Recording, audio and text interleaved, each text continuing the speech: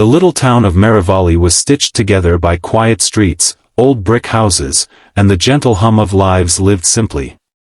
It wasn't a place of grand gestures or loud miracles, rather, its magic lay in the small acts that went unnoticed, the kind that didn't make noise but left a mark all the same. Among its cobbled corners stood a modest fabric shop named Lydia's Loom. It was the kind of place where threads of every color filled the walls like rainbows waiting to be touched. And at the heart of it all was Lydia Hart, widowed, warm, and endlessly patient, with hands that trembled slightly from age but still moved with grace when they met fabric. Lydia believed that every thread had a story, and that kindness, like cloth, was something you wove together, one gentle strand at a time. Her shop wasn't just where people came to buy fabric, it was where hearts mended in quiet ways. When someone entered, they didn't just leave with fabric, they often left with hope. Every morning, she'd unlock the wooden door, ring the little brass bell, and whisper to herself, "Let's sew something good into the world today." Her most regular visitor was a teenage girl named Clara. At 16, Clara was shy, often tucked away behind her long brown hair. Her mother had passed away years ago, and her father worked long hours at the factory. Clara spent her after-school hours helping Lydia, cutting cloth, sorting ribbons, or simply sitting in the back corner, sketching dress designs she didn't believe she'd ever make. "You've got talent in those fingers," Lydia would tell her. "All they need is courage." Clara would blush and smile faintly, not sure if she believed that. But Lydia did. One crisp autumn afternoon, a man entered the shop, a stranger, tall and thin, with a coat that had seen better days. He carried an old sewing machine in his hands, its metal body worn and dented. "Do you fix these?" he asked softly, his voice uncertain. Lydia wiped her hands on her apron. "Sometimes. Depends on what's wrong." "It belonged to my mother," he said, placing it gently on the counter. "She used it to make quilts for everyone in the neighborhood. It hasn't worked since she passed, and I'd like to fix it. For her." There was something in his eyes, grief mixed with love, that Lydia understood too well. She touched the machine like it was sacred. "I'll see what I can do." He nodded gratefully and left his name, Elliot. Days passed, and Lydia spent her evenings tinkering with the machine. Clara often stayed late to help, handing her tools or threading needles when Lydia's hands shook too much. Piece by piece, they worked, careful not to lose patience. One evening, after the sun dipped behind the hills, Lydia sighed. "You know, Clara, kindness is like this." "Like what?" Clara asked, brushing fabric dust off her skirt. "This," Lydia said, nodding at the half-fixed machine. "Slow work. Sometimes messy. Sometimes you don't know if it'll ever work again. But if you keep tending to it, with care, with patience, it hums again. Just like hearts do." Clara smiled. She liked that thought. After 2 weeks, the machine finally purred again. When Elliot returned, Lydia handed it back to him, gleaming softly under the light. His eyes filled instantly. "How much do I owe you?" he asked, pulling out his wallet. "Nothing," Lydia said gently. "You already paid, with love." He tried to argue, but she waved her hand. "Just promise you'll keep making quilts for people who need warmth. That'll be payment enough." And he did. Weeks later, Lydia's shop became the heart of something bigger. Clara had an idea, small at first, but it grew roots quickly.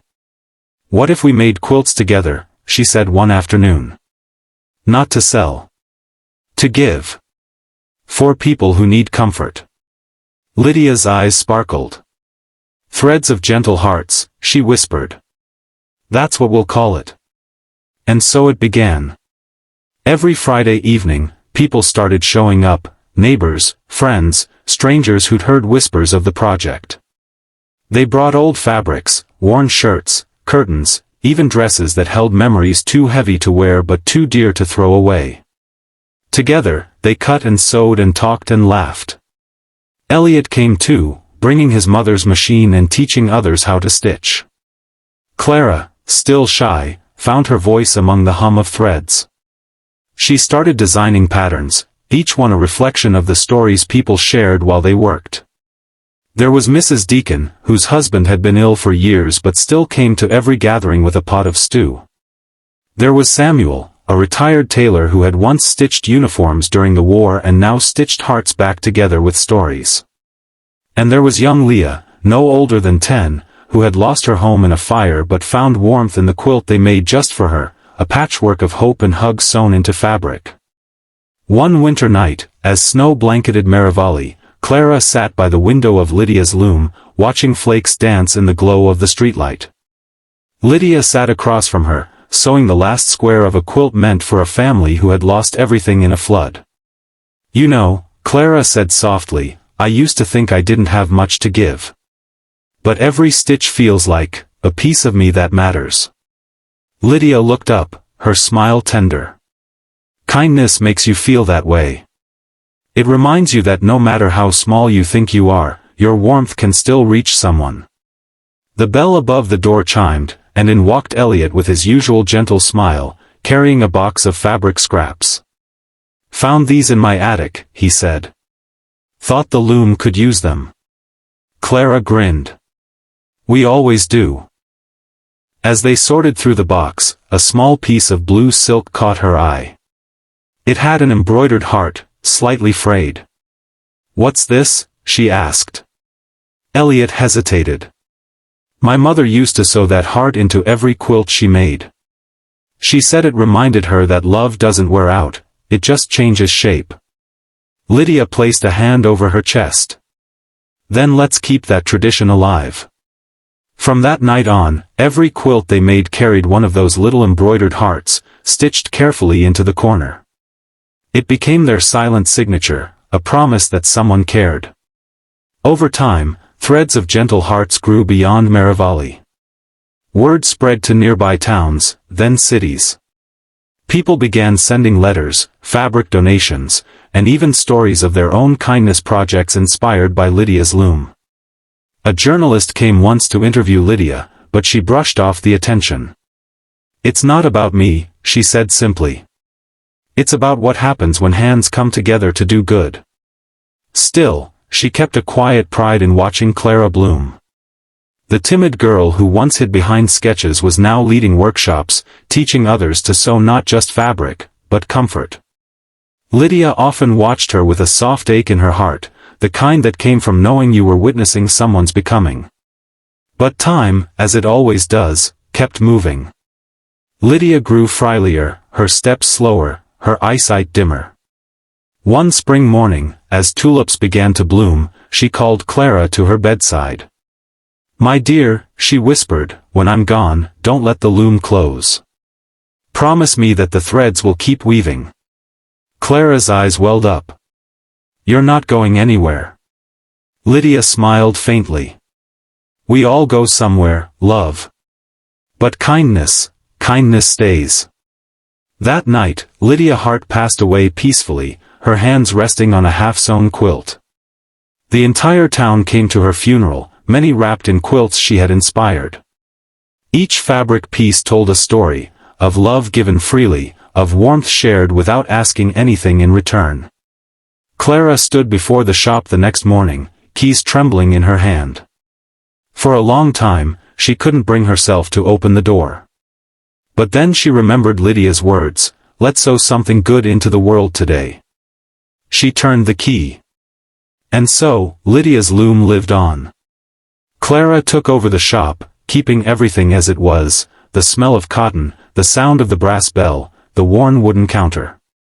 She expanded threads of gentle hearts into a global kindness project, connecting people through stitching circles, workshops, and donations.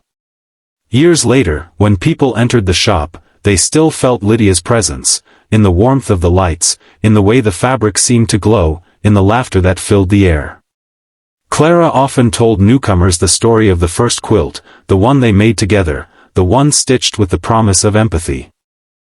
One day, a young boy walked in, holding a worn quilt wrapped around his shoulders. My grandma said this came from here, he said. She said someone made it for her when she was sick.